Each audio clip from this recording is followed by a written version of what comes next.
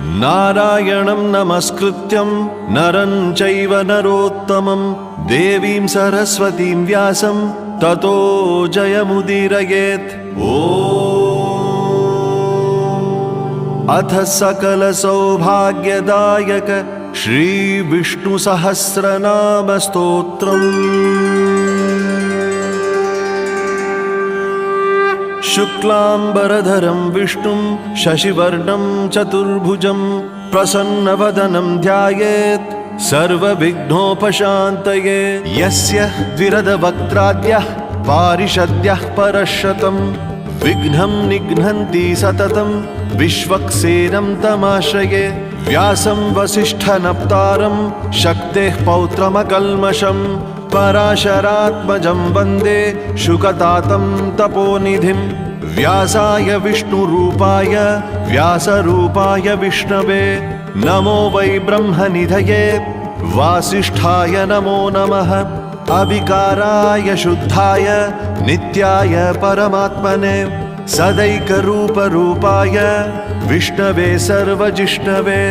यस्य स्मरणमात्रेण जन्म संसारबन्धनात् विमुच्यते नमस्तस्मै विष्णवे प्रभविष्णवे। ॐ नमो विष्णवे प्रभविष्णवे। श्रीवैशम्पायन उवाच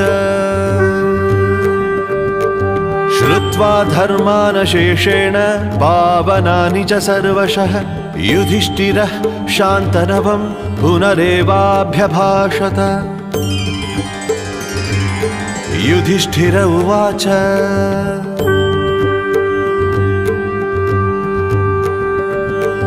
किमेकं दैवतं लोके किं वाप्येकं परायणं स्तुवन्तः कङ्कमर्चन्तः प्राप्नुयुर्मानवः शुभं। को धर्मः सर्वधर्माणां भवतः परमो मतः किं जपन्मुच्यते जन्तुः जन्म संसारबन्धनात्। भीष्म उवाच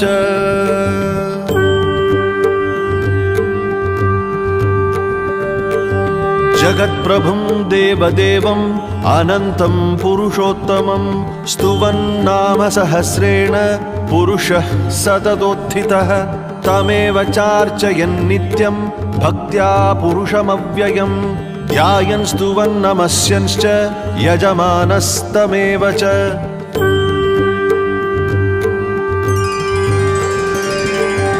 अनादिनिधनं विष्णुं सर्वलोकमहेश्वरं लोकाध्यक्षं स्तुवन् नित्यं सर्वदुःखातिगो भवेत्। ब्रह्मण्यं सर्वधर्मज्ञं लोकानां कीर्तिवर्धनं लोकनाथं महद्भूतं सर्वभूतभवोद्भवम्। एष मे सर्वधर्माणां धर्मोऽधिकतमो मतः यद्भक्त्या पुण्डरीकाक्षं स्तवैरर्चेन्नरः सदा। परमं यो महत्तेजः परमं यो महत्तपः परमं यो महद्ब्रह्म परमं यः परायणं। पवित्राणां पवित्रं यो मङ्गलानां च मङ्गलं दैवतं दैवतानां च भूतानां यो व्ययः पिता। यतः सर्वाणि भूतानि भवन्त्यादियुगागमे यस्मिंश्च प्रलयं यान्ति पुनरेव युगक्षये।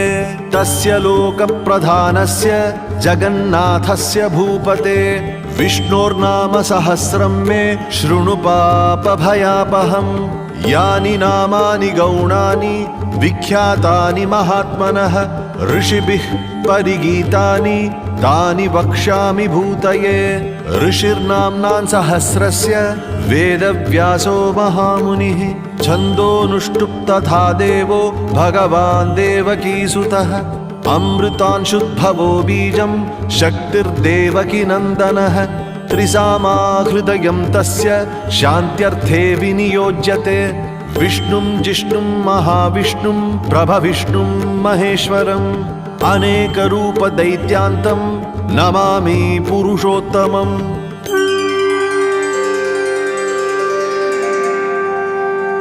पूर्वन्यासः श्रीवेदव्यास उवाच।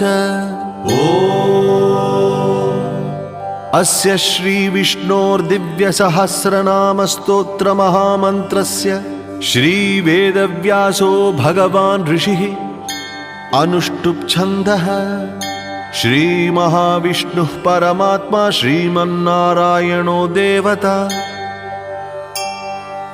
अमृतांशुद्भवो भानुरीति बीजम् देवकीनन्दनः स्रष्टेति शक्तिः। उद्भवः क्षोभणो देव इति परमो मन्त्रः। शङ्खभृन्नन्दकी चक्रीति कीलकम् शारङ्ग धन्वा गदाधर इत्यस्त्रम् रथाङ्गपाणिरक्षोभ्य इति नेत्रम्। त्रिसामासामगः सामेति कवचम् आनन्दं परब्रह्मेति योनिः। ऋतुः सुदर्शनकाल इति दिग्बन्धः श्रीविश्वरूप इति ध्यानम्। श्रीमहाविष्णुप्रीत्यर्थे सहस्रनामस्तोत्रपाठे विनियोगः। अथ न्यासः। ॐ शिरसि वेदव्यास ऋषये नमः। मुखे अनुष्टुप् छन्दसे नमः। हृदि श्रीकृष्ण परमात्मदेवतायै नमः। गुह्ये अमृतांशुद्भवो भानुरीति बीजाय नमः। पादयोर्देवकी नन्दनः स्रष्टेति शक्तये नमः। सर्वाङ्गे शङ्खभृन्नन्दकी चक्रीति कीलकाय नमः। करसम्पुटे मम श्रीकृष्णप्रीत्यर्थे जपे विनियोगाय नमः इति ऋषयादिन्यासः। अथ करन्यासः। ॐ विश्वं विष्णुर्वषट्कार इत्यङ्गुष्टाभ्यां नमः। अमृतांशुद्भवो भानुरीति तर्जनीभ्यां नमः। ब्रह्मण्यो ब्रह्मकृत् ब्रह्मेति मध्यमाभ्यां नमः। सुवर्णबिन्दुरक्षोभ्य इत्यनामिकाभ्यां नमः। निमिषो निमिषस्रग्वीति कनिष्ठिकाभ्यां नमः। रथाङ्गपाणिरक्षोभ्य इति करतलकरपृष्ठाभ्यां नमः इति करन्यासः। अथ षडङ्गन्यासः। ॐ विश्वं विष्णुर्वषट्कार इति हृदयाय नमः। अमृतांशुद्भवो भानुरीति शिरसे स्वाहा। ब्रह्मण्यो ब्रह्मकृत् ब्रह्मेति शिखायै भषट्। सुवर्णबिन्दुरक्षोभ्य इति कवचाय हुम्। निमिषो निमिषस्रग्वीति नेत्रत्रयाय वौषट्। रथाङ्गपाणिरक्षोभ्य इत्यस्त्राय फट् इति षडङ्न्यासः। श्रीकृष्णप्रीत्यर्थे विष्णोर्दिव्यसहस्रनाम जपमहं करिष्ये इति संकल्पः। अथ ध्यानम्। क्षीरोदन्वत्प्रदेशे शुचिमणिविलसत्सैकतेर्मौक्तिकानां मालाक्लुप्तासनस्थः स्फटिकमणिनिभैर्मौक्तिकैर्मण्डिताङ्गः। शुभ्रैरभ्रैरदभ्रैरुपरि विरचितैर्मुक्तपीयूषवर्षैः आनन्दीनः पुनियादरिनलिनगदा शङ्खपाणिर्मुकुन्दः।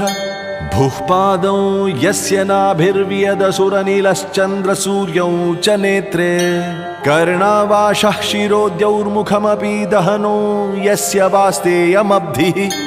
अन्तस्थं यस्य विश्वं सुरनरखगो भोगि गन्धर्वदैत्यैः।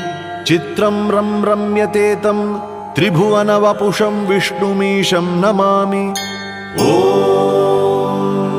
शान्ताकारं भुजगशयनं पद्मनाभं सुरेशं विश्वाधारं गगनसदृशं मेघवर्णं शुभांगं लक्ष्मीकान्तं कमलनयनं योगिभिर्ध्यानगम्यं वन्दे विष्णुं भवभयहरं सर्वलोकैकनाथम् मेघश्यामं पीतकौशेयवासं श्रीवत्साङ्कं कौस्तुभोद्भासिताङ्गम् पुण्योपेतं पुण्डरीकायताक्षं विष्णुं वन्दे सर्वलोकैकनाथम् नमः समस्तभूतानामादिभूताय भूभृते अनेकरूपरूपाय विष्णवे प्रभविष्णवे सशङ्खचक्रं सकिरीटकुण्डलं सपीतवस्त्रं सरसीरुहेक्षणं सहारवक्षस्थल कौस्तुभश्रियं नमामि विष्णुं शिरसा चतुर्भुजम् छायायां पारिजातस्य हेमसिंहासनोपरि आसीनम् अम्बुदश्यामम् आयताक्षमलङ्कृतं चन्द्राननं चतुर्बाहुं श्रीवत्साङ्कितवक्षसं रुक्मिणी सत्यभामाभ्यां सहितं कृष्णमाश्रये हरिः ओम्।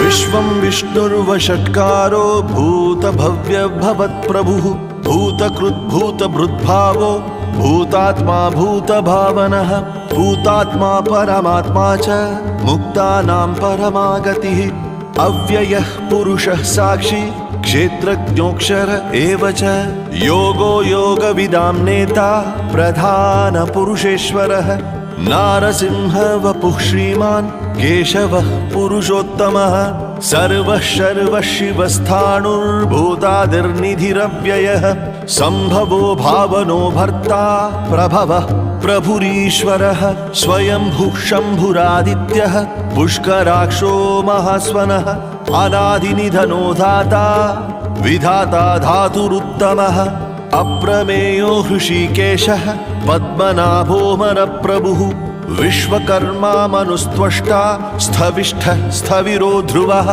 अग्राह्यः शाश्वतः कृष्णो लोहिताक्षः प्रतर्दनः प्रभूतस्त्रिककुब्धाम पवित्रं मङ्गलं परम् ईशानः प्राणदः प्राणो ज्येष्ठः श्रेष्ठः प्रजापतिः हिरण्यगर्भो भूगर्भो माधवो मधुसूदनः ईश्वरो विक्रमी धन्वी मेधावी विक्रमः क्रमः अनुत्तमो दुराधर्षः कृतज्ञः कृतिरात्मवान् सुरेशः शरणं शर्म विश्वरेताः प्रजाभवः अहः संवत्सरो व्यालः प्रत्ययः सर्वदर्शनः अजः सर्वेश्वरः सिद्धः सिद्धिः सर्वाधिरच्युतः वृषा कपिरमेयात्मा सर्वयोगविनिःसृतः वसुर्वसुमनः सत्यः समात्मा संमितः समः अमोघः पुण्डरीकाक्षो वृषकर्मा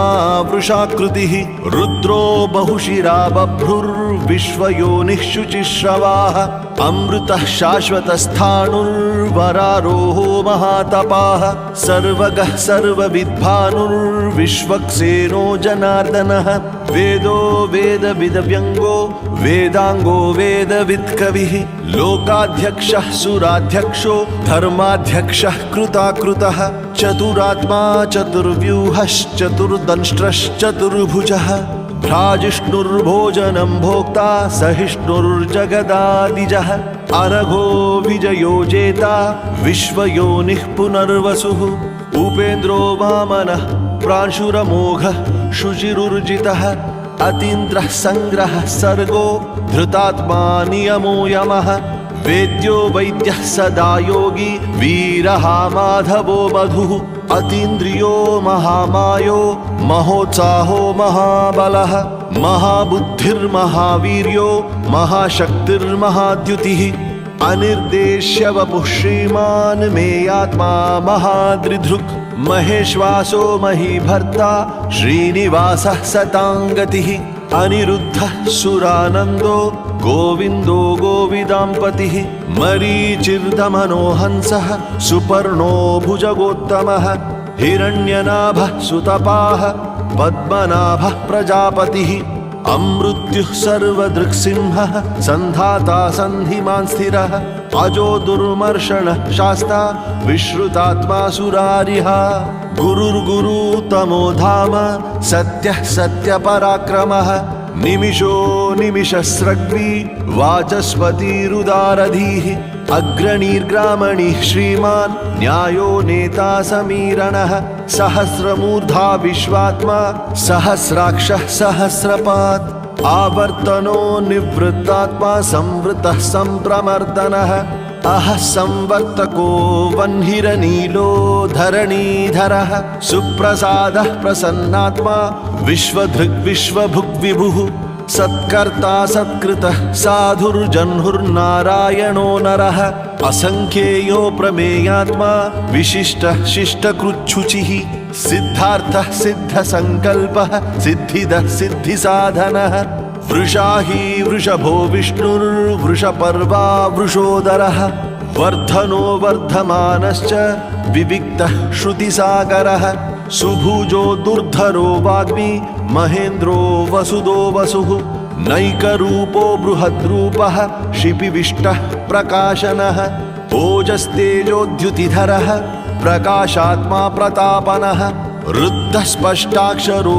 मन्त्रश्चन्द्रांशुर्भास्करद्युतिः अमृतांशुद्भवो भानुः शशबिन्दुः सुरेश्वरः औषधं जगतः सेतुः सत्यधर्मपराक्रमः भूतभव्यभवन्नाथः पवनः पावनो नलः कामः कामकृत्कान्तः कामः कामप्रदः प्रभुः युगादिकृद्युगावर्तो नैकमायो महाशनः अदृश्यो व्यक्तरूपश्च सहस्रजिदनन्तजित् इष्टो विशिष्टः शिष्टेष्टः शिखण्डी नहुषो वृषः क्रोधः क्रोधकृत्कर्ता विश्वबाहुर्महीधरः अच्युतः प्रथितः प्राणः प्राणदो वासवानुजः अपान्निधिरधिष्ठानम् अप्रमत्तः प्रतिष्ठितः स्कन्दः स्कन्दधरो धूर्यो वरदो वायुवाहनः वासुदेवो बृहद्भानुः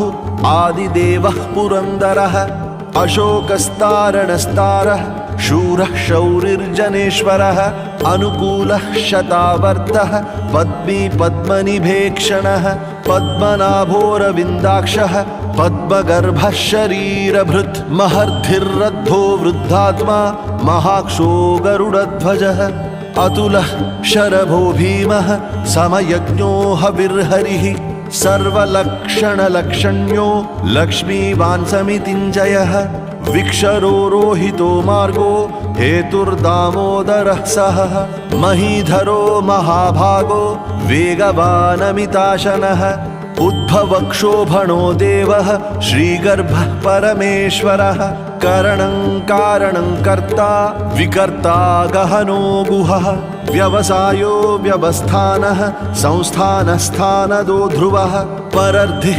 परमस्पष्टः तुष्टः पुष्टः शुभेक्षणः रामो विरामो विरजो मार्गो नेयो नयो नयः वीरः शक्तिमतां श्रेष्ठो धर्मो धर्मविदुत्तमः वैकुण्ठः पुरुषः प्राणः प्राणदः प्रणवः पृथुः हिरण्यगर्भः शत्रुघ्नो व्याप्तो वायुरधोक्षजः ऋतुः सुदर्शनः कालः परमेष्ठी परिग्रहः उग्रः संवत्सरो दक्षो विश्रामो विश्वदक्षिणः विस्तारस्थावरस्थाणुः प्रमाणं बीजमव्ययम् अर्थोऽनर्थो महाकोशो महाभोगो महाधनः अनिर्विण्णस्थविष्ठो भूर्धर्मयूपो महामखः नक्षत्रनेमिर्नक्षत्री क्षमः क्षामः समीहनः यज्ञयुज्यो महेज्यश्च क्रतुः सत्रं सताङ्गतिः सर्वदर्शी विमुक्तात्मा सर्वज्ञो ज्ञानमुत्तमं सुव्रतः सुमुखः सूक्ष्मः सुघोषः सुखदः सुहृत् मनोहरो जितक्रोधो वीरबाहुर्विदारणः स्वापनः स्ववशो व्यापी नैकात्मा नैककर्मकृत् वत्सरो वत्सलो वत्सी रत्नगर्भो धनेश्वरः धर्मकृद्धर्मी सदसत्क्षरमक्षरम् अविज्ञाता सहस्रांशुर्विधाता कृतलक्षणः गभस्तिनेमिः सत्त्वस्तः सिंहो भूतमहेश्वरः आदिदेवो महादेवो देवेशो देवभृद्गुरुः उत्तरो गोपतिर्गोप्ता ज्ञानगम्यः पुरातनः शरीरभूतभृद्भोक्ता कपीन्द्रो भूरिदक्षिणः सोमपोऽमृतपः सोमः पुरुजित् पुरुसत्तमः विनयो जयः सत्यसन्धो दाशार्हः सात्वतां पतिः जीवो विनयिता साक्षी मुकुन्दोमितविक्रमः अम्भो निधिरनन्तात्मा महोदधिशयोऽन्तकः अजो महार्हः स्वाभाव्यो जितामित्रः प्रमोदनः आनन्दो नन्दनो नन्दः सत्यधर्मात्रिविक्रमः महर्षिः कपिलाचार्यः कृतज्ञो मेदिनीपतिः त्रिपदस्त्रिदशाध्यक्षो महाशृङ्गः कृतान्तकृत् महावराहो गोविन्दः सुषेणः कनकाङ्गदी गुह्यो गभीरो गहनो गुप्तश्चक्रगदाधरः वेदः स्वाङ्गोजितः कृष्णो दृढः सङ्कर्षणोच्युतः वरुणो वारुणो वृक्षः पुष्कराक्षो महामनाः भगवान् भगः नन्दी वनमाली हलायुधः आदित्यो ज्योतिरादित्यः सहिष्णुर्गतिसत्तमः सुधन्वा खण्डपरशुर्दारुणो द्रविणप्रदः दिवस्पृक् सर्वदृग्व्यासो वाचस्पतिरयो निजः त्रिसामासामगः साम निर्वाणं भेषजं भिषक् सन्न्यासकृच्छमः शान्तो निष्ठा शान्तिः परायणं शुभाङ्गः शान्तिदः स्रष्टा कुमुदः कुवलेशयः गोहितो गोपतिर्गोप्ता वृषभाक्षो वृषप्रियः अनिवर्ती निवृत्तात्मा संक्षेप्ताक्षेमकृच्छिवः श्रीवत्सवक्षः श्रीवासः श्रीपति श्रीमतांवरः श्रीधः श्रीशः श्रीनिवासः श्रीनिधिः श्रीविभावनः श्रीधरः श्रीकरः श्रेयः श्रीमाल्लोकत्रयाश्रयः स्वक्षः सङ्गः शतानन्दो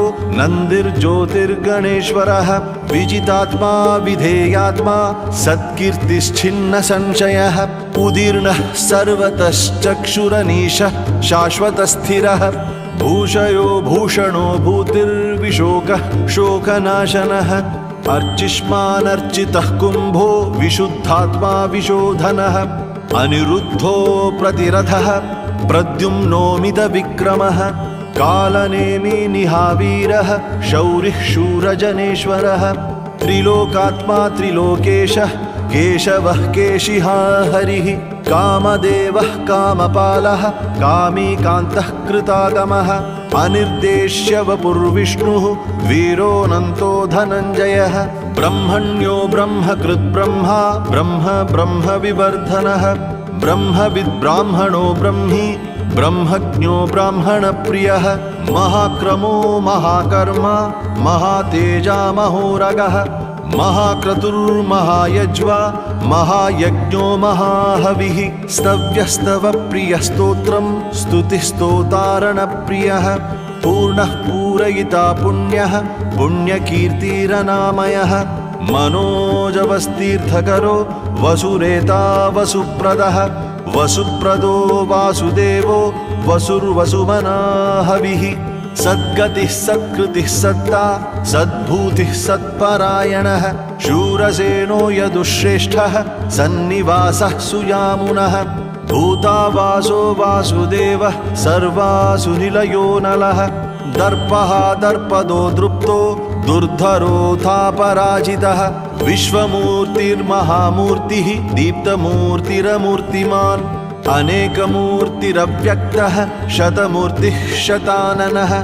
एकोनैकः स वः कः किं यत्तत्पदमनुत्तमं लोकबन्धुर्लोकनाथो माधवो भक्तवत्सलः सुवर्णवर्णो हेमाङ्गो वराङ्गश्चन्दनाङ्गदी वीरः विषमः शून्यो घृताशीरचलश्चलः अमानीमानदो मान्यो लोकस्वामी त्रिलोकधृक् सुमेधा मेधजो धन्यः सत्यमेधाधराधरः तेजो वृषोद्युतिधरः सर्वशस्त्रभृतांवरः प्रग्रहो निग्रहो व्यग्रो नैकशृङ्गो गदाग्रजः चतुर्मूर्तिश्चतुर्बाहुः चतुर्व्यूहश्चतुर्गतिः चतुरात्मा चतुर्भावश्चतुर्वेद विदेकपात् समावर्तो निवृत्तात्मा दुर्जयो दुरतिक्रमः दुर्लभो दुर्गमो दुर्गो दुरावासो दुरारिः शुभांगो लोकसारंगः सुतन्तुस्तन्तुवर्धनः इन्द्रकर्मा महाकर्मा कृतकर्मा कृतागमः उद्भवः सुन्दरः सुन्दो रत्ननाभः सुलोचनः अर्को वाजसनः शृङ्गी जयन्तः सर्वविजयी सुवर्णबिन्दुरक्षोभ्यः सर्ववागीश्वरेश्वरः महाहृदो महागर्तो महाभूतो महानिधिः कुमुदः कुन्दरः कुन्दः पर्जन्यः पावनोऽनिलः अमृताशोऽमृतवपुः सर्वज्ञः सर्वतोमुखः सुलभः सुव्रतः सिद्धः शत्रुजिच्छत्रुतापनः न्यग्रोधोदुम्बरोऽश्वत्थश्चाणूरान्ध्रनिषूदनः सहस्रार्चिः सप्तजिह्वः सप्तैधः सप्तवाहनः अमूर्तिरनघोचिन्त्यो भयकृद्भयनाशनः अणुर्बृहत् कृशः स्थूलो गृणभृन्निर्गुणो महान् अधृतः स्वधृतः स्वास्यः प्राग्वंशो वंशवर्धनः भारभृत् कथितो योगी योगीशः सर्वकामदः आश्रमः श्रमणः क्षामः सुपर्णो वायुवाहनः धनुर्धरो धनुर्वेदो दण्डो दमयिता दमः अपराजितः सर्वसहो नियन्ता नियमो यमः सत्त्ववान् सात्विकः सत्यः सत्यधर्मपरायणः अभिप्रायः प्रियार्होर्हः प्रियकृत् प्रीतिवर्धनः विहाय सगतिर्ज्योतिः सुरुचिर्हुतभुग्विभुः रविर्विरोचनः सूर्यः सविता रविलोचनः अनन्तो हुतभुग्भोक्ता सुखदो नैकजोग्रजः अनिर्विण्णः सदामर्षि लोकाधिष्ठानमद्भुतः सनातनतमः कपिलः कपिरव्ययः स्वस्तिदः स्वस्तिकृत् स्वस्ति स्वस्ति भुक् स्वस्ति दक्षिणः अरौद्रः कुण्डली चक्री विक्रम्यूर्जितशासनः शब्दातिगः शब्दसः शिशिरः शर्वरीकरः अक्रूरः पेशलो दक्षो दक्षिणः क्षमिणाम्बरः विद्वत्तमो वीतभयः पुण्यश्रवणकीर्तनः उत्तारणो दुष्कृतिः पुण्यो दुःस्वप्ननाशनः वीरः रक्षणः सन्तो जीवनः पर्यवस्थितः अनन्तरूपोऽनन्तश्रीर्जितमन्युर्भयापहः चतुरश्रो गभीरात्मा विदिशो व्यादिशो दिशः अनादिर्भूर्भुवो लक्ष्मीः सुवीरो रुचिराङ्गदः जननो जन्म जन्मादिर्भीमो भीमपराक्रमः आधारनिलयो धाता पुष्पहासः प्रजागरः ऊर्ध्वगः सत्पथाचारः प्राणदः प्रणवः पणः प्रमाणं प्राणनिलयः प्राणभृत्प्राणजीवनः तत्त्वं तत्त्वविदेकात्मा जन्म मृत्युजरातिगः भूर्भुवस्वस्तरुस्तारः सविता प्रपितामहः यज्ञो यज्ञपतिर्यज्वा यज्ञाङ्गो यज्ञवाहनः यज्ञभृद्यज्ञकृद्यज्ञी यज्ञभुग्यज्ञसाधनः यज्ञान्तकृद्यज्ञगुह्यम् अन्नमन्नाद एव च आत्मयोनिः स्वयं जातो वैखानः सामगायनः देवकीनन्दनः स्रष्टा क्षितिशः पापनाशनः शङ्खभृन्नन्दकी चक्री शारङ्गधन्वा गदाधरः रथाङ्गपाणिरक्षोभ्यः सर्वप्रहरणायुधः सर्वप्रहरणायुध ॐ नमः इति वनमाली गदीशार्ङ्गी शङ्खी चक्री च नन्दकी श्रीमान्नारायणो विष्णुर्वासुदेवोऽभिरक्षतु वनमाली गदीशार्ङ्गी शङ्खी चक्री च नन्दकी श्रीमान्नारायणो विष्णुर्वासुदेवोऽभिरक्षतु वनमाली गदीशार्ङ्गी शङ्खी चक्री च नन्दकी श्रीमान्नारायणो विष्णुर्वासुदेवोऽभिरक्षतु।